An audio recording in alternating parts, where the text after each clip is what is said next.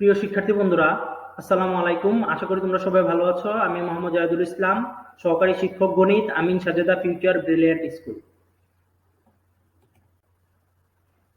সকলকে আন্তরিক অভিনন্দন এবং শুভেচ্ছা জানিয়ে শুরু করছি গণিত সপ্তম শ্রেণীর প্রথম অধ্যায়ের অনুশীলনী 1.1-এর চতুর্থ লেকচার।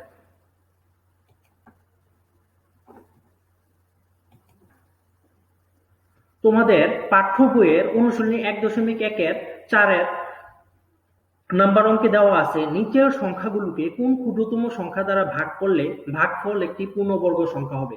গত লেকচারে আমরা দেখিয়েছিলাম 3 নম্বর অঙ্কে ছিল যে কোন সংখ্যাকে কোন ক্ষুদ্রতম সংখ্যা দ্বারা গুণ করলে গুণফল একটি পূর্ণবর্গ সংখ্যা হবে। এখানে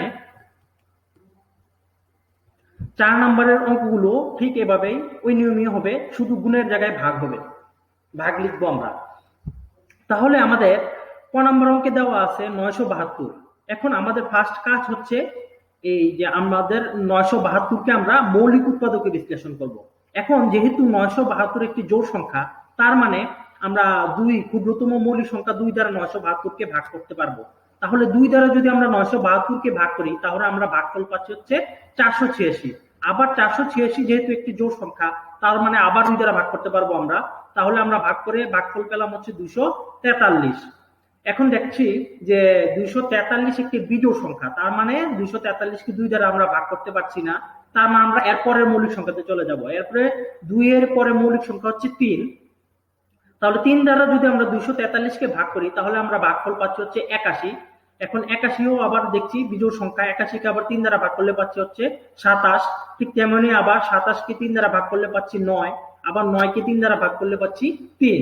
এখন এই যে ডিসপ্লেতে তোমাদের বক্সের বাহিরে যে ক্ষুদ্রতম মৌলিক গুণনীয়কগুলো দেওয়া আছে, এখন সবগুলো আমরা একত্রে গুণ করব। তাহলে আমরা লিখতে পারি 972 সমান 2 গুণ 2 গুণ 3 গুণ 3 গুণ 3 গুণ 3 গুণ 3। অর্থাৎ এখানে 2 আছে, 2 আর 2 মিলে একটি জোড়া হচ্ছে, আর এখানে 3 আছে হচ্ছে 1 2 3 4 5, এখানে 3 আছে হচ্ছে 5টি। এখন আমরা দুইটা মিলে জোড়া বানাবো, 2টা 3 মিলে একটা 3 স্কয়ার, আরেকটা 3 এবং 3 মিলে 3 স্কয়ার, এবং একটি 3 জোড়াবিহীন থাকে। এখন আমরা দেখতে পাচ্ছি এখানে 2 স্কয়ার হচ্ছে 3 স্কয়ার, আবার 3 স্কয়ার এবং 3 জোড়াবিহীন থাকছে। তার মানে আমরা সংখ্যাটিকে পূর্ণবর্গ সংখ্যা বলতে পারবো না। তাহলে এটাই লিখেছি আমি এখানে যে সংখ্যাটি পূর্ণবর্গ নয়, সংখ্যাটিকে 3 দ্বারা গুণ করলে, এখানে গুণ লিখছে, এটা গুণের জায়গায় ভাগ হবে, ভাগ করলে একটি পূর্ণবর্গ সংখ্যা হবে। সুতরাং নির্ণয় ক্ষুদ্রতম সংখ্যাটি হচ্ছে 3। এই যে আমরা 3 দ্বারা কেন ভাগ করব, এখানে 3 যেহেতু জোড়াবিহীন, আমরা আগের লেকচারে দেখিয়েছিলাম আমরা যে সংখ্যাটা জোড়াবিহীন ছিল ওই সংখ্যাটা দ্বারা আমরা গুণ করে আমরা ক্ষুদ্রতম সংখ্যাটি বের করছিলাম। ঠিক তেমনি এখানেও সেম, যে এখানে যেহেতু 3 যেহেতু জোড়াবিহীন, তাহলে আমরা 3কে যদি আমরা 3 দ্বারা ভাগ করি, তাহলে আমরা পূর্ণবর্গ সংখ্যাটি পাবো। তারপর আসা যাক 4-এর খ নম্বর অঙ্কে। 4-এর খ নম্বর অঙ্কে দেওয়া আছে 4056 একটি সংখ্যা। 4056 যেহেতু একটি জোড় সংখ্যা, তাহলে আমরা 2 দ্বারা ভাগ করব। 2 দ্বারা ভাগ করলে আমরা পাচ্ছি হচ্ছে 2028। 2028ও যেহেতু একটি জোড় সংখ্যা, তার মানে আবার 2 দ্বারা আমি ভাগ করতে পারি, তাহলে আবার পাচ্ছি হচ্ছে 1014। 1014 যেহেতু জোড় সংখ্যা, আবার 2 দ্বারা ভাগ করলাম, পেলাম হচ্ছে 507। এখন 507 হচ্ছে বিজোড় সংখ্যা, তার মানে এখন আর আমরা 2 দ্বারা আর ভাগ করতে পারছি না। তাহলে আমরা এরপরের মৌলিক সংখ্যা দিয়ে ট্রাই করব। 2 এর পরে এরপরের মৌলিক সংখ্যা হচ্ছে 3। 3 দ্বারা যদি আমরা 507কে ভাগ করি, তাহলে আমরা পাচ্ছি হচ্ছে 169। এখন 169কে আমরা যদি 13 দ্বারা ভাগ করি, একমাত্র 13 দ্বারা ভাগ করলে 169কে আমরা পাচ্ছি হচ্ছে 13। এখন আমরা এই ক্ষুদ্রতম মৌলিক গুণনীয়কগুলোকে একসাথে গুণ করব। তাহলে 4056 সমান আমরা লিখতে পারি 2 গুণ 2 গুণ 2 গুণ 3 গুণ 13 গুণ 13। অর্থাৎ আমরা এখানে জোড়া পাচ্ছি, আমরা যদি দুইটা মিলে একটা জোড়া হয়, তাহলে আমরা জোড়া পাচ্ছি হচ্ছে 2 এবং 2 মিলে একটা জোড়া, তার মানে হচ্ছে 2 স্কয়ার, তারপরে একটা 2 সিঙ্গেল থাকে অর্থাৎ জোড়াবিহীন থাকে, তারপরে 3 এখানে একটাই আছে অর্থাৎ 3ও জোড়াবিহীন, আর 13 এবং 13 মিলে একটি জোড়া গঠিত হয়েছে এবং হয়েছে হচ্ছে 13 স্কয়ার। তার মানে আমরা এখানে 2 স্কয়ার পেলাম এবং 13 স্কয়ার পেলাম। আর এখানে বাকি জোড়াবিহীন সংখ্যাগুলো হচ্ছে 2 এবং 3।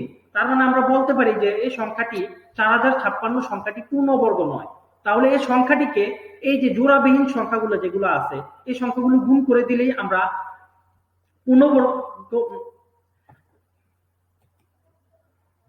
অর্থাৎ এখানে জোড়াবিহীন সংখ্যা হচ্ছে 2 এবং 3, 2 এবং 3কে আমরা গুণ করলে পাচ্ছি হচ্ছে 6। তার মানে এই যে 4056 সংখ্যাটিকে 6 দ্বারা ভাগ করলে পূর্ণবর্গ সংখ্যা পাবো। তাহলে আমাদের নির্ণয় ক্ষুদ্রতম সংখ্যাটি হচ্ছে 6। তারপর আসা যাক 4-এর গ নম্বর অঙ্কে। 4-এর গ নম্বর অঙ্কে দেওয়া আছে হচ্ছে 21952। যেহেতু এটি একটি জোড় সংখ্যা তাহলে আমরা 2 দ্বারা ভাগ করব। 2 দ্বারা ভাগ করে আমরা পেয়েছি হচ্ছে 10,976। যেহেতু এটিও একটি জোড় সংখ্যা তাহলে আবার 2 দ্বারা ভাগ করব। 2 দ্বারা ভাগ করে পাচ্ছি হচ্ছে 5,488। এটাও যেহেতু জোড় সংখ্যা, এভাবে আমরা 2 দ্বারা ভাগ করতে করতে এভাবে শেষ পর্যন্ত 2,744 পেলাম। তারপর আবার 2 দ্বারা 2,744কে ভাগ করে পেলাম হচ্ছে 1,372। আবার 1,372কে 2 দ্বারা ভাগ করে পাচ্ছি হচ্ছে 686। এখন 686কে আবার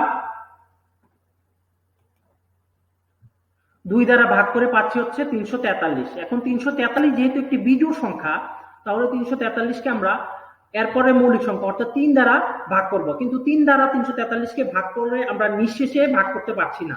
তার মানে এরপরে সংখ্যা ট্রাই করব 5 দিয়ে। 5 দিয়ে নিঃশেষে 343কে ভাগ করা যাচ্ছে না। তারপরে আমরা নিব হচ্ছে 7। 7 দিয়ে যখনই আমরা 343কে ভাগ করি তাহলে আমরা পাচ্ছি হচ্ছে 49। অর্থাৎ 7 দ্বারা 343কে নিঃশেষে ভাগ করা যাচ্ছে। তারপর আবার 49কে 7 দ্বারা নিঃশেষে ভাগ করলে হয় 7। তারপর আমরা এই বক্সের বাইরে যে ক্ষুদ্রতম মৌলিক গুণনগুলো নিয়েছিলাম সেগুলো একত্রে গুণ করব। তাহলে আমরা লিখবো হচ্ছে 21,952 সমান, এখানে কয়টা 2 আছে আমরা দেখি, 1 2 3 4 5 6। এখানে হচ্ছে 6টা 2, তাহলে আমরা 6টা 2 গুণ আকারে লিখবো এভাবে। আর এখানে 7 আছে 3টা, তার মানে 3টা 7 গুণ আকারে লিখবো। এখন আমরা জোড়া বানাবো। এখন জোড়া হচ্ছে 2 আর 2 মিলে 2 স্কয়ার হয়েছে, আবার 2 আর 2 মিলে 2 স্কয়ার হয়েছে, আবার এরপরে 2 এবং 2 মিলে 2 স্কয়ার হয়েছে, এবং